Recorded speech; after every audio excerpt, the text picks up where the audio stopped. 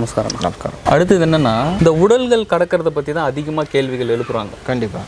சம அது உண்மையாகவே சாத்தியம் தானா? என்னங்க நீங்களும் நிறைய வீடியோக்குள்ளே பதிவு பண்ணிக்கிட்டு இருக்கீங்க இதை பற்றி. அன்றைக்கி இன்டர்வியூ கொடுத்த அவரும் அந்த ஐயாவும் சொல்கிறாரு இதை பற்றி. இதெல்லாம் நிஜமாக சாத்தியப்படுமா? ஏன் எங்களால் அது இமேஜினேஷன் கூட பண்ணி பார்க்க முடியல.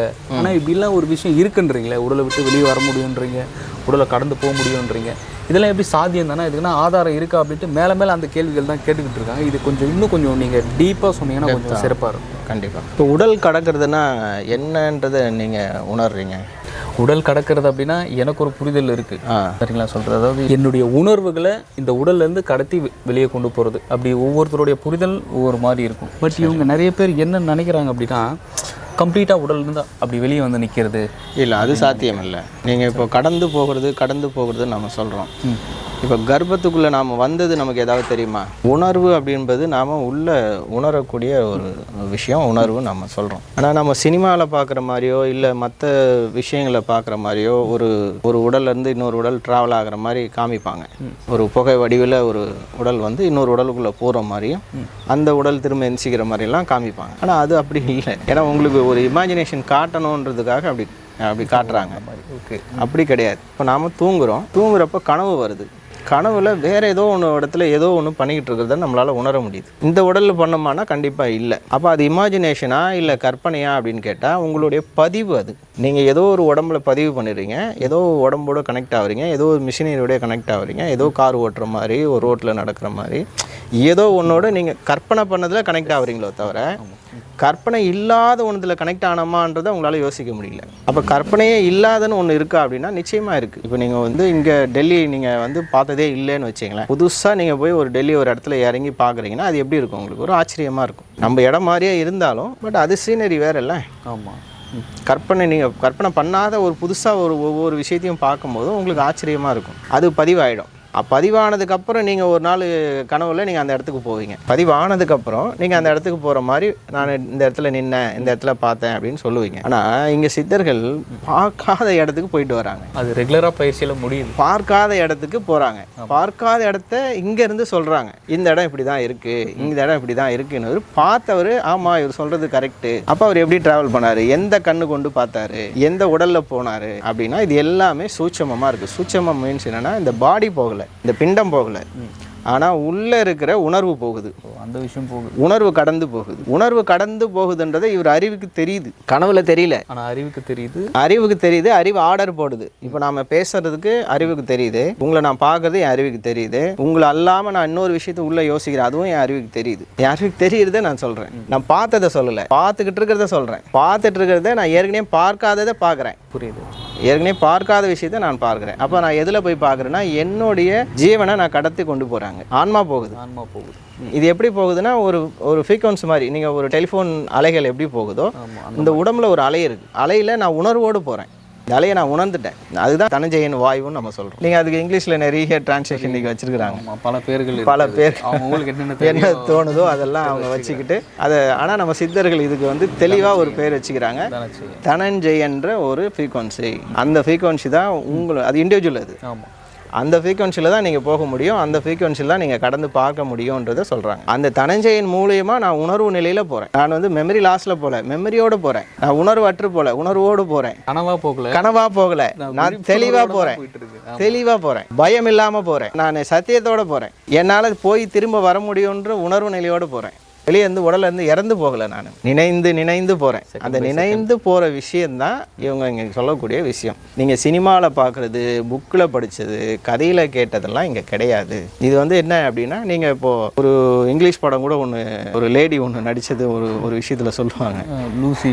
ஆமாம், லூசின்னு ஒரு பிக்சரு. அதில் கூட அவங்க மைண்டு கடந்து போகிறத அவங்க பிக்சரைஸ்டாக காட்டுவாங்க. அது பிக்சரைஸ்டாக வந்து காட்டினா தான் உங்களுக்கு சினிமாவில் காட்ட முடியும். ஆனால் அவங்க கடந்து போகிறது உணர்வு நிலையில் போகிறாங்க. அவங்க வெளியே போகல. நிஜம்.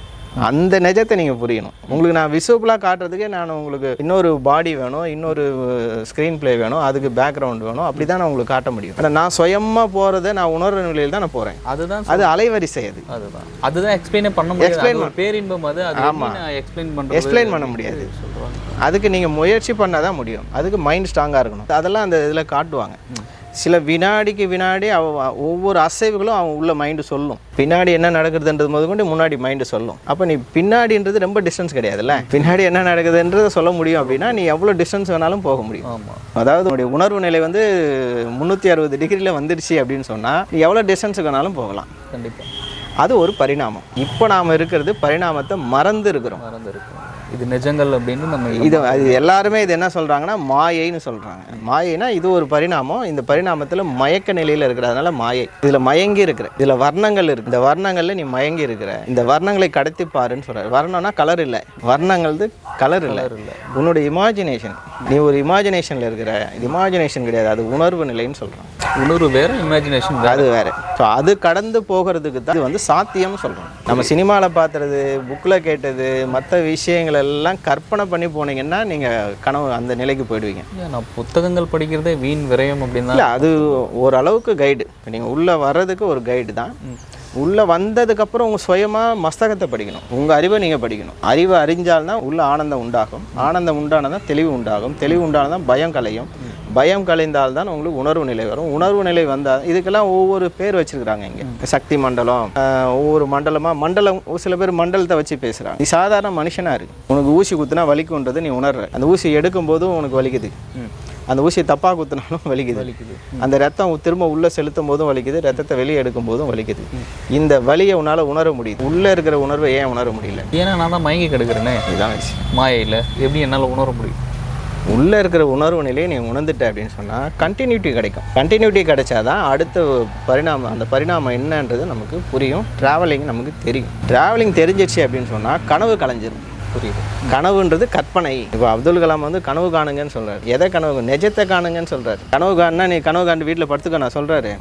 சாத்தியப்படுத்துறதுக்கான மனதை நீ வளர்த்துக்கோன்னு தான் சொல்லியிருக்காரு. தவிர கனவு காணுங்கள், எதிர்கால இந்தியா கனவு காணுங்கள்லாம் இந்தியாலாம் பசுமையாக இருக்குது, புகையே இல்லை, சுத்தமாக இருக்குதுன்னு கண்டு நீ வீட்டிலே உட்காந்து ஆயிடுமா? அது எப்படி ஆயிரும்? அது எப்படி மாற்றுறதுன்னு நீ முயற்சிக்கணும்.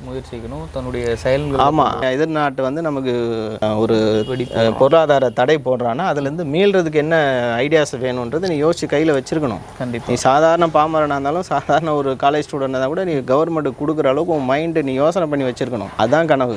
நீ வீட்டில் உட்காந்துன்னு நான் சீஃப் மினிஸ்டர் ஆகிறேன், நான் எம்எல்ஏ ஆகிறேன்னு கனவு காண்றது இல்லை. அப்படியானா எதுவும் ஆக முடியும். ஆமாம். உங்களுடைய ப்ராப்ளத்தை எப்படி நீங்கள் சால்வ் பண்ணுறதுன்னு நீங்கள் கனவு காணணும். இப்போ நம்ம ப்ராப்ளம் என்னென்னா, இது கடந்து போகிறது சாத்தியமா இல்லையான்றது ப்ராப்ளம். இல்லைன்னு சொன்னால் அது உன்னுடைய ப்ராப்ளம். இல்லை, அது நான் அதை வந்து கடந்து போகிறதுக்கான சொல்யூஷனை கண்டுபிடிச்சிட்டேன்னா நீ வந்து கனவு கடந்துட்ட. கனவு கண்டு அந்த கனவை கடந்துட்ட.